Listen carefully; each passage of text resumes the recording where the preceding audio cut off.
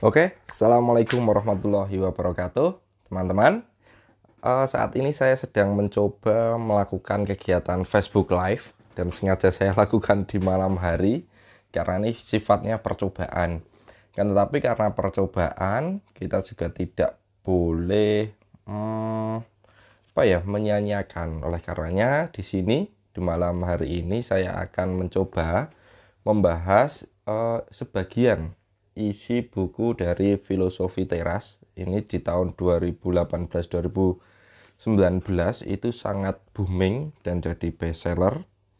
Nah, di sini saya mengutip sebuah kata atau kalimat dari Seneca ya. Nah, Seneca itu siapa? Seneca itu salah satu filosof yang termasuk dalam orang-orang yang mengembangkan filosofi teras ya, atau stoik. Nah, stoik cara bacanya gimana ya, stoik gitulah. Gambarnya Seneca itu seperti ini Seneca ini namanya. Nah, Seneca itu mengatakan seperti ini. Mana tadi ya, mengatakan bahwa nah, di sini Seneca mengatakan kalau manusia itu tidak mengizinkan orang lain merebut properti rumah dan tanah mereka. Jika ada sedikit saja perselisihan mengenai batas, nah ini batas itu contohnya tanah, manusia berlomba mengambil batu dan senjata. Akan tetapi, manusia mengizinkan manusia lain untuk mencuri hidup mereka. Nah, di sini kita bisa memetik sebuah hikmah ya, di mana Seneca itu mengatakan kalau manusia itu mudah sekali mengalami perselisihan akibat harta benda.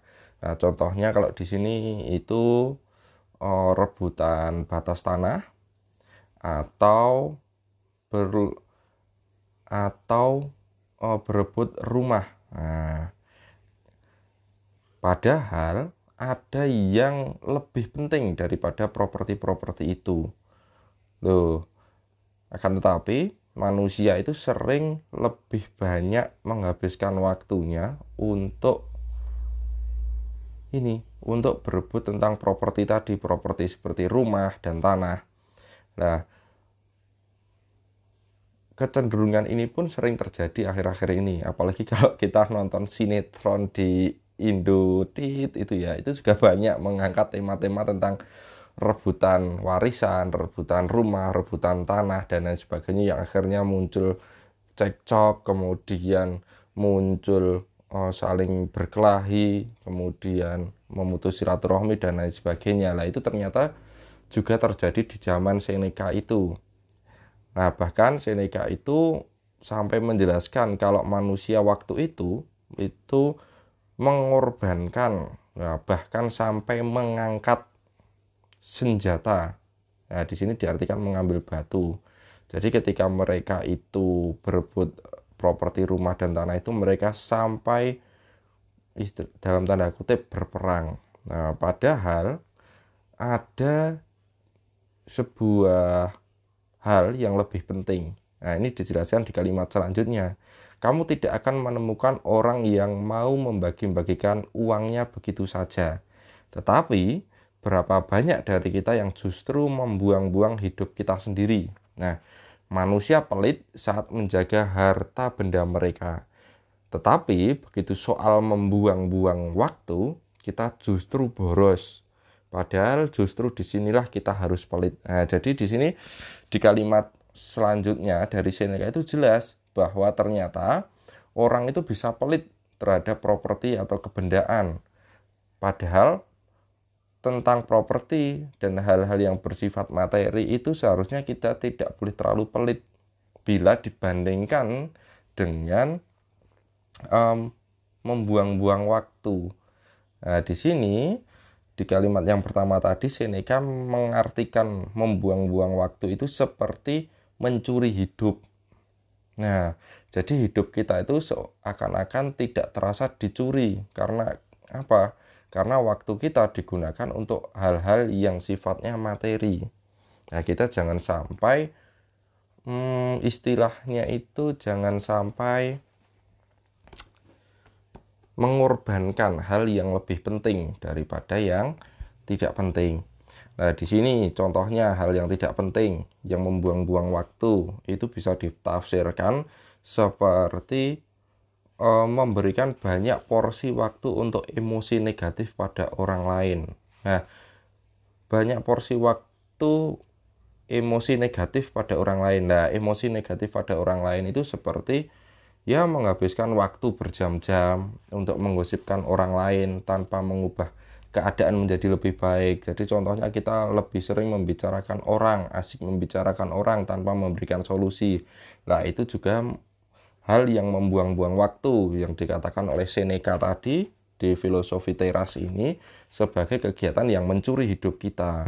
Ada juga di sini dijelaskan kalau misalnya kita terus mengomel dan berkeluh kesah mengenai perilaku orang lain kepada kita. Nah, berkeluh kesah, mengomel, itu kalau di filosofi teras itu merupakan hal atau tindakan yang menyia-nyiakan waktu. Kenapa? Karena omelan-omelan orang itu sebenarnya tidak akan berimbas kepada kita kalau kita tidak mengiyakan atau menyetujui atau mengkonfirmasi dari hal-hal yang dibicarakan dalam omelan-omelan itu. Jadi omelan-omelan itu dianggap sebagai hal-hal di luar diri kita yang tidak berpengaruh pada kita.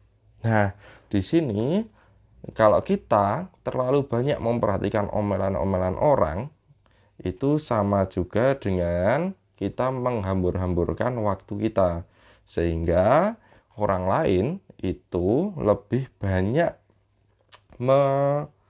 mencuri waktu kita tanpa sadar. Nah, itu. Kemudian di sini ada juga contoh yang lain.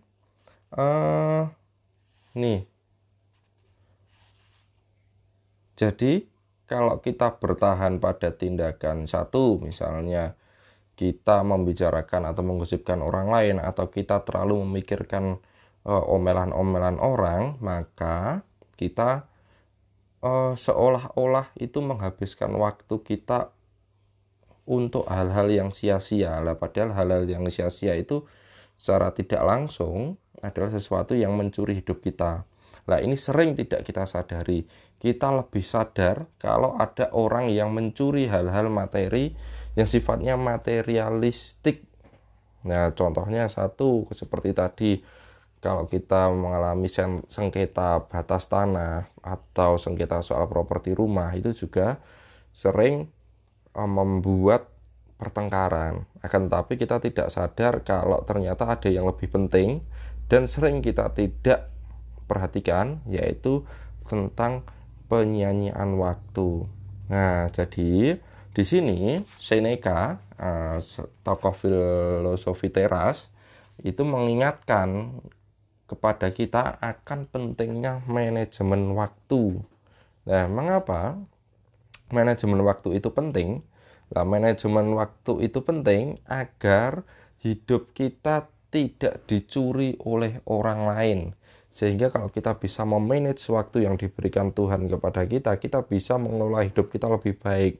Dalam arti kita tidak bergantung pada orang lain, apalagi pada hal-hal yang negatif.